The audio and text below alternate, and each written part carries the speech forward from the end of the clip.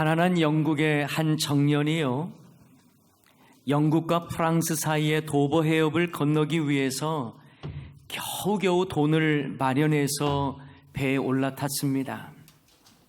그의 주머니에는 이젠 한 푼의 돈도 남아있지 않았습니다. 배를 타고 가면서 두 끼를 해결해야 하는데요, 돈이 없으니 굶어야만 했습니다. 사람들은 배 안에서 연회를 즐기면서 맛있는 음식을 먹고 있는데 이 청년은 이를 악물고 배고픔을 이겨내야 했습니다. 목적지에 도착할 무렵 기진맥진해진 이 청년은 곁에 있는 사람에게 자신은 돈이 없어서 두 끼를 굶었다고 말을 하자 이 사람이 깔깔 웃으면서 이렇게 말했답니다. 여보게, 이 뱃삭 안에 식당비가 다 포함되어 있다네. 여러분, 이 말을 들은 청년은 얼마나 후회했겠습니까? 마땅히 누려야 할 특권을 누리지 못했으니 얼마나 억울했을까요? 우리 역시 예수님을 믿어 구원을 받고 천국을 향해 나아가는 자들입니다. 그런데 우리를 구원하신 주님은 천국만 약속하신 것이 아니라 이 땅에서 하나님의 자녀로서의 특권을 누리며 살게 하셨습니다. 하나님의 자녀로서 언제라도 은혜의 보좌 앞에 나아갈 수 있는 특권이 주어졌습니다. 그런데 이 영광스러운 특권을 전혀 누리지 못한다면 얼마나 안타까운 일입니까? 여러분 기억하십시오. 예수님을 믿는 저와 여러분에게는 하나님의 자녀가 되는 특권이 주어졌습니다. 요한복음 1장 12절 말씀, 영접하는 자 곧 그 이름 예수의 이름을 믿는 자들에게는 하나님의 자녀가 되는 권세를 주셨으니, 우리가 하나님의 자녀라고 하는 특권은요, 우리가 언제라도 하나님께 나아갈 수 있는 특권을 얻었다는 것을 의미합니다. 예수 그리스도의 공로 덕분에 언제라도 하나님께 나아갈 수 있는 특권이 우리에게 주어진 거예요. 나의 공로나 자격이 있어서 얻어진 것이 아닙니다. 이것은 하나님의 자녀이기에 누릴 수 있는 특권입니다. 구약시대는요, 제사를 드리고 싶어도 자신이 원하는 때 아무 때나 나아갈 수 없었어요. 자신이 직접 제물을 가지고 하나님께 나아갈 수도 없었습니다. 제사를 드리기 위해서는 제사장들과 대제사장의 역할이 필요했습니다. 그 중에 하나님의 임재를 상징하는 장소인 지성소에는 오직 대제사장만이 중보자로서 지성소에 들어갈 수 있었습니다. 대제사장조차도 1년에 한 번 속죄일에 백성들의 죄를 가지고 지성소에 들어갔습니다. 이처럼 구약시대는 하나님을 믿는 백성이라고 해도 자신이 직접 제사를 주관할 수도 없었고 구별된 지성소에는 도무지 들어갈 수도 없었습니다. 그러나 예수 그리스도의 십자가 보혈로 우리가 성소에 들어갈 담력을 얻었다고 오늘 본문은 말씀하고 있습니다. 이것이 얼마나 감사한 일입니까? 예수님을 믿음으로 하나님의 자녀가 된 자는 예수님의 보혈의 공로 힘입어 하나님 아버지께 나아갈 수 있게 된 것이죠. 이것은 하나님의 자녀됨의 놀라운 특권입니다. 제가 6층 당회장실에 거의 매일 있습니다. 대부분의 성도님들은요, 담임 목사가 일하는데 방해될까 봐 아마 그런 마음이 있으신 것 같아요. 잘 들어오지를 않습니다. 게다가 노크를 하시고요, 제가 들어오시라고 하면 왜 이렇게 신발을 벗고 들어오려고 하는지 모르겠어요. 조심스러우신 거죠. 그런데 전혀 부담 없이 거침없이 들어오는 사람이 있습니다. 저희 집 아이들입니다. 그들은 노크도 안 하고요, 마음대로 들어옵니다. 때론 제가 들어오라고 안 했는데도 비밀번호를 누르고 들어와요. 가끔은요, 냉장고를 마음대로 열어서 마실 것 마시고요, 허락도 없이 그냥 털푸덕 주지 않습니다. 한 번은 하도 그래서 제가 물어봤어요. 야, 너 무슨 권한으로 이곳에 마음대로 들어오는데 최소한 허락은 받아야 하는 것 아니야? 그러면 이 아이가 말합니다. 아빠가 계신데 뭘 허락을 받아요? 이게 정답입니다. 이것이 자녀됨의 특권이에요. 오늘 본문에서도 우리가 예수의 피를 힘입어 성소에 들어갈 담력을 얻었다라고 말씀합니다. 그리고 그 길은 우리를 위하여 휘장 가운데에 열어놓으신 새로운 길, 새로운 살 길, 리빙웨이라고 말씀합니다. 게다가 길을 열기 위해 찢어진 휘장은 예수님의 찢겨진 몸과 연결지어 설명합니다. 자, 오늘 본문 20절 말씀을 보면요, 그 길은 우리를 위하여 휘장 가운데로 열어놓으신 새로운 살 길이요, 휘장은 곧 그의 육체니라, 예수님의 육체라는 거예요. 예수님께서 십자가에 못 박혀 죽으셨을 때에 성소 휘장이 위에서 아래로 찢어졌습니다. 아무도 범접할 수 없었고 대제사장 외에는 그 누구도 접근이 허락되지 않았던 지성소와 성소를 구분하던 휘장이 위로부터 아래로 찢어졌던 거예요. 마태복음 27장 51절 말씀에 보면 이에 성소 휘장이 위로부터 아래까지 찢어져 둘이 되고 땅이 진동하며 바위가 터지고 라고 말씀합니다. 예수님의 죽으심으로 인하여, 십자가의 달리심으로 인하여 성소의 휘장이 위로부터 아래까지 찢어졌다고 말씀합니다. 성소와 지성소를 가로막았던 휘장이 위로부터 아래까지 찢어졌다는 말씀은 사람이 한 것이 아니라 하나님이 찢으셨다는 것을 보여줍니다. 휘장 높이가 무척 높은데 단번에 위에서 아래로 찢어졌다는 것은 사람이 할 수 있는 게 아니에요. 하나님께서 휘장을 찢으셨다는 말씀이죠. 인간의 노력이나 어떤 행위로 휘장이 찢어진 것이 아니었습니다. 큰 대제사장이신 예수님께서 친히 십자가의 희생제물 되심으로 그 막혔던 휘장이 찢어지고 하나님의 존전에 나아갈 수 있는 새로운 길을 열어주셨다는 말씀입니다. 오늘 본문에서는 휘장을 가리켜 예수님의 육체라고 말씀합니다. 이 말씀은 휘장이 찢어지는 것과 예수님의 살이 찢기심을 동일한 의미로 언급하신 거예요. 예수님의 찢기심으로 대제사장만 들어갈 수 있었던 지성소, 그래서 구분해 놓았던 휘장이 찢어진 것은 이제 예수님의 죽으심으로 모든 인생이 예수님의 십자가 공로 힘입어서 하나님께 직접 나아가게 되었다는 것을 말씀해 주는 것입니다. 히브리서 4장 16절 말씀, 그러므로 우리는 긍휼하심을 받고 때를 따라 돕는 은혜를 얻기 위하여 은혜의 보좌 앞에 담대히 나아갈 것이니라. 아멘. 그렇습니다. 예수님을 통하여 하나님께 나아갈 수 있는 새로운 길이 열렸습니다.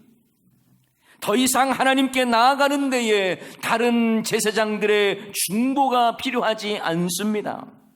완전하시고 참되신 대제사장이신 예수님을 통하여 우리는 하나님께 언제라도 마음껏 나아갈 수 있게 되었습니다. 그러므로 하나님께 나아가는 길은 예수님 외에 다른 길은 없습니다. 하나님의 임재의 장소인 지성소로 나아가는 길 역시 오직 예수님께서 자신의 육체를 찢으심으로 열어놓으신 그 길밖에는 없습니다.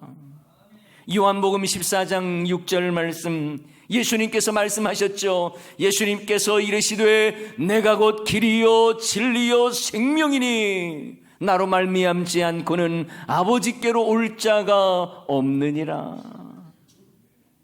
주님께 나아가는, 아버지께로 나아가는 유일한 길 예수 그리스도, 예수님께서 십자가에 달려 죽으심으로 새로운 살 길을 열어주셨습니다. 휘장을 찢으셨습니다. 그리고 그 길로 우리는 언제라도 주님께 나아갈 수 있는 특권을 얻게 된 것입니다. 오늘 본문에서는 예수님이 하나님의 집을 다스리시는 큰 제사장이시기에 우리 마음에 예수의 피로 뿌림을 받아 참 마음과 온전한 믿음으로 하나님께 나아갈 수 있음을 말씀합니다. 예수님의 피를 힘입어 성소에 들어갈 담력을 얻었다고 말씀합니다. 이것이 놀라운 특권입니다. 우리가 아무 거리낌 없이 주의 전에 나와 예배 드릴 수 있다는 것, 얼마나 큰 은혜입니까? 우리가 언제라도 주님께 기도하며 나아갈 수 있다는 것, 이거 우리에게 주신 엄청난 은혜 아닙니까? 주님의 임재 안에 거한다는 것, 얼마나 복된 일입니까?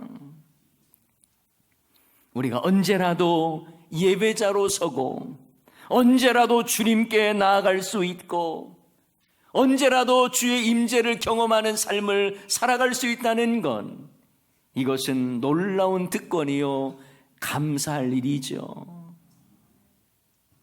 공항 검색대에 딱 서게 되면요, 대부분의 사람들은요 불법 소지한 것이 없는데도 긴장이 돼요. 한 번은 검색대에서 직원이 저를 스캔을 하는데 계속 삑삑 소리가 나는 거예요. 알고 보니 이 서류용 이 클립 하나가 호주머니에 있었던 겁니다. 그러니 그 작은 것이 있었는데도 계속 삑삑 소리가 난 거죠. 그런데요, 우리가 언제라도 어떤 제약 없이 어떤 검색대를 거치지 않고 하나님께 나아갈 수 있다는 것은 얼마나 큰 은혜인지 몰라요. 만약 하나님께서 교회 정문 앞에 죄의 검색대를 두시고 교회에 들어오는 사람마다 그 앞에 서게 하신다면 들어와 예배 드릴 수 있는 분이 얼마나 되겠습니까? 야, 너는 한 주간 엉망으로 살았구나. 안 되겠다. 너는 예배 드릴 자격이 없어. 돌아가. 만약 이렇게 말씀하신다면 하나님께 나아가는 일이 얼마나 두려운 일이겠어요? 만약 그렇다면 저 역시 설교나 하겠습니까? 그런데 너무 감사하게도 부족하고 허물도 많고 연약한 우리지만 예수님의 피를 힘입어 성소에 들어갈 담력을 얻었다고 말씀합니다. 이것이 바로 놀라운 주의 은혜인 거예요. 이런 점에서 우리가 주의 전에 나와 예배 드릴 수 있다는 것, 언제나 기도하며 주님께 나아갈 수 있다는 것, 이것이 큰 은혜임을 기억하시기 바랍니다. 주님의 존전 앞에 담대히 나와서 예배를 드릴 수 있다는 것, 참 이 특권이라는 것을 깨닫게 될 때에 우리의 마음에 감사가 넘치는 거예요. 이처럼 오늘 본문은요, 예수님을 믿는 자들에게 주어진 특권을 우리에게 보여줍니다. 너희들은 예수의 피로 인해 성소에 들어갈 담력을 얻었다고 말씀하시고, 도무지 하나님께 나아갈 수 없었던 우리지만 예수님으로 인해 하나님께로 나아갈 수 있는 특권을 얻었다고 말씀하시는 겁니다.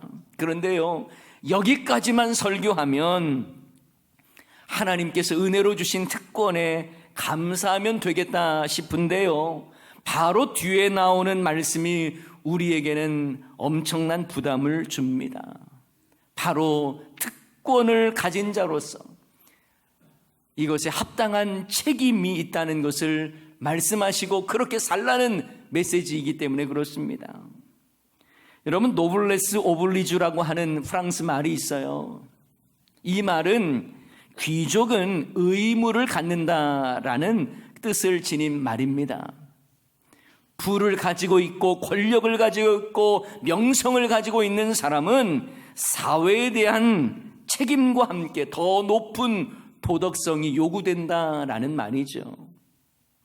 오늘 본문은 우리가 하나님의 자녀로서 예수님의 피를 힘입어 언제라도 하나님께 나아가는 특권을 얻었기에 그 특권에 맞는 책임이 있다는 것을 말씀하고 있는 것입니다.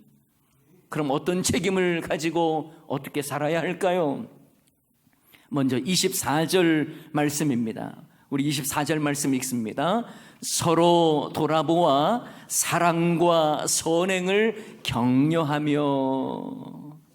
여기서 돌아보아라는 말은요, 헬라어로 카타노멘이라고 하는 말인데요, 깊이 생각하라, 주의 깊게 살펴라는 의미예요.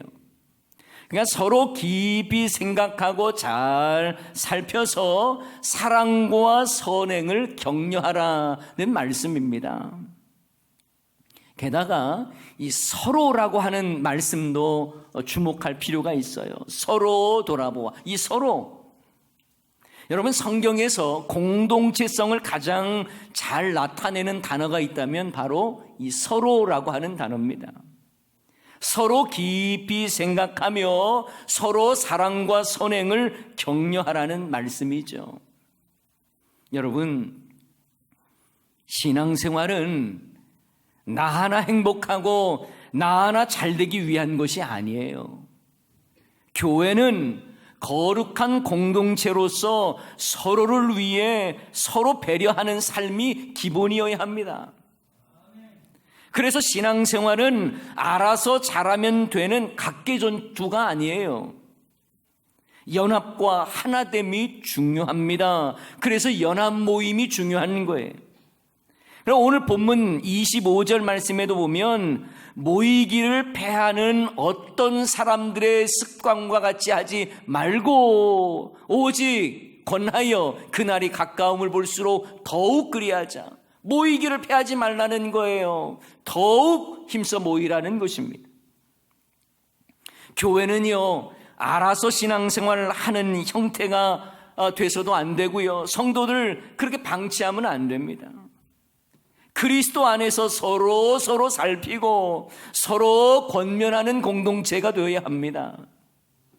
서로 사랑하고 선한 일을 힘쓰고 모이는 일에도 힘써야 하는 거예요. 내 신앙 내가 알아서 할 테니 내버려 두라는 말처럼 위험한 말도 없습니다. 최근 코로나 시대를 겪으면서 알아서 신앙생활을 하겠다는 분들이 많아졌죠. 물론 이 감염병에 대한 두려움 때문에 사람들이 많이 모이는 곳을 피하려고 하는 마음 충분히 이해합니다. 그리고 교회는 성도님들이 안심하면서 예배를 드릴 수 있도록 방역수칙 잘 지켜야 합니다. 하지만 자칫 신앙생활이 개인주의가 되면 코로나가 지난 후에도 교회의 교회다움을 잃어버릴 수가 많습니다. 만약 우리의 의식 속에 나 혼자 신앙, 내가 알아서 하는 신앙에 익숙해지면요, 교회의 공동체성을 이루지 못하게 되고요, 신앙생활의 많은 부분이 희생될 것입니다. 그래서 교회 공동체성은 너무나 중요한 거예요. 포기할 수 없는 겁니다. 최근 개인 영성을 강조한다면서 공동체의 중요성을 망각하는 경우가 많은데요. 한국 교회가 점차 그런 분위기로 가는 것은 아닌지 염려스럽습니다. 어떤 분은 굳이 주일날 교회 나가지 않아도 내가 알아서 신앙생활 잘하겠다 하는 말을 하기도 합니다. 집에서 케이블 TV가 있고 인터넷 방송이 있으니 그걸 통해서 내 신앙생활 내가 잘 알아서 하겠다라는 것이죠. 그런데 영상으로 예배를 드린다고 하면서도 예배 전체 끝까지 드리는 것이 아니에요. 그냥 설교만 듣고 꺼버립니다. 예배를 다 드렸다고 말은 하는데 아니요, 설교만 시청한 거예요. 내가 알아서 신앙생활 한다는 말처럼 위험한 말이 없어요. 자칫 자신의 개인 영성, 개인 신앙을 과신하면요, 자기 의와 교만에 빠질 수 있습니다. 신앙생활은 내가 알아서 하는 것이 아니에요. 공동체를 통해서 다듬어지고요, 훈련받는 것입니다. 이런 점에서 서로 사랑과 선행을 격려해야 하는 것입니다. 이거 없으면요, 교회는 교회답지 않습니다. 하나님은 우리에게 영성을 유지하는 방법으로 수도원에 들어가서 숲속 깊은 곳에 들어가서 참선을 하거나 돌을 닦는 수도 영성이 아니라 공동체의 영성을 요구하십니다. 물론 개인 영성 관리 너무 중요합니다. 그러나 그렇다고 해도 공동체 영성이 소홀해지면 안 돼요. 교회는요, 연합을 통해서 주의 일을 이루어야 하는 것입니다. 경건 생활이나 개인 영성 중요합니다. 그러나 여러분, 삐뚤어진 개인 영성은요, 나홀로 신앙이 되는 이 독선을 갖게 돼요. 자연스럽게 주의 이름으로 힘써 모이는 일을 소홀히 할 수밖에 없는 것입니다. 예수님을 한번 생각해 보십시오. 예수님께서도요, 제자들을 불러서 공동체를 이루셨습니다. 함께 생활하면서 삶으로 보여주며 제자를 양육했습니다. 우리 주님은요, 교회인 저와 여러분을 향해서도 동일하게 말씀하시고 요구하십니다. 서로 사랑과 선행을 격려하며 모이기에 힘쓰는 이 공동체 영성을 갖기를 원하십니다. 주님 다시 오실 날이 가까워지면 가까워질수록 더욱더 연합하여 모이기에 힘쓰라고 말씀합니다. 그런데 언제부턴가 우리는요, 주일날 교회 딱 한 번 참석한 것만으로도 하나님께 대단한 선심을 쓰는 것처럼 생각하는 것 같습니다. 삶이 바쁘다는 이유로 모이는 일에 그다지 힘쓰지 않습니다. 특히 코로나 시대는요, 모이는 일조차도 부담이 된 것 사실이죠. 그러나 정말 우려되는 것은 코로나 시대 이후에도 교회의 공동체성이 약해지는 것은 아닌지 상당히 우려스럽습니다. 초대교회 성도들은 함께 모여 하나님께 예배드렸고 떡을 떼며 성도의 교제에 힘썼습니다. 성전에 모이는 일도 당시 가정에서의 소그룹 모임에도 힘을 다했어요. 사도행전 2장 46절, 날마다 마음을 같이하여 성전에 모이기를 힘쓰고 집에서 떡을 떼며 기쁨과 순전한 마음으로 음식을 먹었다는 것이죠. 사랑하는 여러분, 우리는 하나님의 자녀이기에 주님의 보혈 힘입어서 하나님께 나아갈 수 있는 놀라운 특권을 얻었다고 말씀드렸습니다. 그래서 우리는 언제라도 때를 따라 돕는 은혜를 얻기 위해 주의 보좌 앞에 담대히 나아가야 한다고도 말씀드렸습니다. 그렇다면 나는 이런 특권을 가졌으니까 다 됐네, 만족하면 됩니까? 아니에요. 내가 하나님의 자녀인 것처럼 믿음의 다른 분들도 하나님의 자녀들이기 때문에 우리는 서로 주님의 지체로서 형제 자매라고 부르고 서로 사랑과 선행을 격려해야 하는 것입니다. 모이게 힘쓰면서 하나님의 나라를 함께 이루어가야 하는 거예요. 이러한 공동체성이 살아있을 때에 교회는 교회다운 것입니다. 초대교회 성도들은요, 수많은 오해와 핍박 속에서도 공동체 신앙을 지켜갔어요. 그들은 성찬할 때에 이렇게 주님의 말씀, 주님 가르쳐 주신 대로 했죠. 이 떡은 내 몸이니 먹으라. 이런 성찬 멘트에 그들은 꼬투리를 잡고, 기독교인들은, 성도들은 유아를 살해한 후에 사람 고기를 먹는다라고 하는 그런 악성 루머가 퍼졌습니다. 그래서 수많은 사람들이 핍박을 당했습니다. 초대교회 성도들은요, 서로를 향해 형제 자매라고 불렀습니다. 그래서 이것을 꼬투리 잡아서 그들은 근친상간하는 자들이다 라고 하는 악성 루머를 퍼뜨리고 그것 때문에 오해를 받고 핍박을 받았습니다. 하지만 초대교회 성도들은요, 그런 악성 루머 속에서 공동체성을 잃어버린 것이 아니라 그럼에도 불구하고 끝까지 지켜갔다는 것을 우리는 알아야 합니다. 너무나 중요한 공동체성을 포기할 수 없었던 거예요. 끝까지 공동체 신앙을 붙잡았다라는 것입니다. 사랑하는 여러분, 코로나 시대 어디서라도 개인 영성 힘쓰는 것 중요합니다.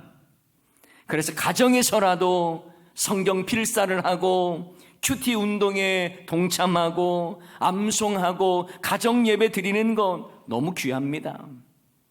그러나 그것으로 만족해서는 안 됩니다. 개인주의 신앙이 되거나 나만 좋고 편하면 된다는 편의주의가요, 자칫 신앙의 독선을 만들 수 있습니다. 우리는 더욱 모이는 예배를 사모해야 합니다. 정말 어쩔 수 없어서 부득이한 이 상황 속에서 가정에서 온라인 예배를 드린다고 해도 이것이 앞으로의 현장 예배를 대처할 수 있는 방법이 되지는 못하는 거예요. 교회다움은 함께 모여 주의 은혜를 나누고 서로를 돌아보아 사랑과 선행을 격려하는 공동체 영성을 위해 모이는 이 모임 속에 교회는 더욱 교회다워지는 겁니다. 그래서 저는 코로나 시대를 사는 여러분에게 이렇게 권면하고 싶습니다. 상황이 어떻든지 간에 더 간절한 마음으로 교회를 사랑하십시오. 아무리 힘들더라도 함께 모여 예배했던 그때의 감격들을 놓치지 마십시오. 그리고 이제 코로나가 지난 후에 함께 연합하여서 마음껏 모이고자 애쓰고 힘쓸 때에 여러분 낙오되지 마십시오. 함께 연합하여 모이는 은혜를 간절히 사모하고 또 사모하는 저와 여러분 다 되시기를 주님의 이름으로 간절히 축원합니다. 오늘 말씀 기억하면서 함께 찬양하기를 원합니다.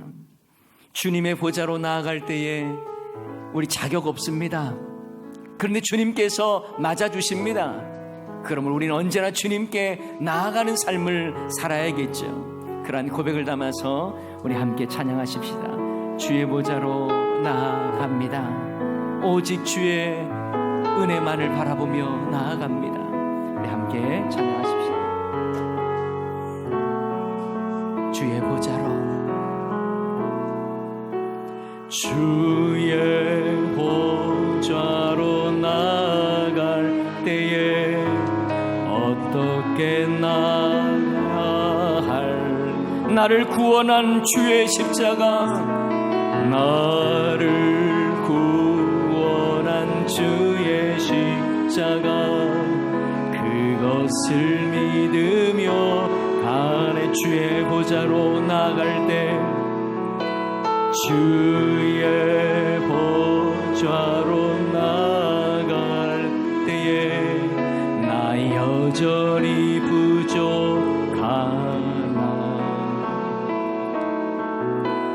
나를 품으신 주의 그 사랑, 그것을 믿으며 간에 자격 없는 내 힘이 아닌, 자격 없는 내 힘이 아닌 오직 예수님의 보혈, 오직 예수님의 보혈로, 자격 없는 내 힘이 아닌 오직 예수님의 보혈, 오직 예수님의 보혈로, 십자가의 보혈, 십자가의 보혈, 완전하신 사랑 힘입어 나아갑니다. 십자가의 보혈, 완전하신 사랑 힘입어 예배하. 자격 없는 내 힘이 아닌, 자격 없는 내 힘이 아닌 오직 예수님의 보혈로, 자격 없는 내 힘이 아닌 오직 예수님의 보혈로, 십자가의 보혈, 십자가의 보혈, 완전하신 사랑 힘입어 나아갑니다.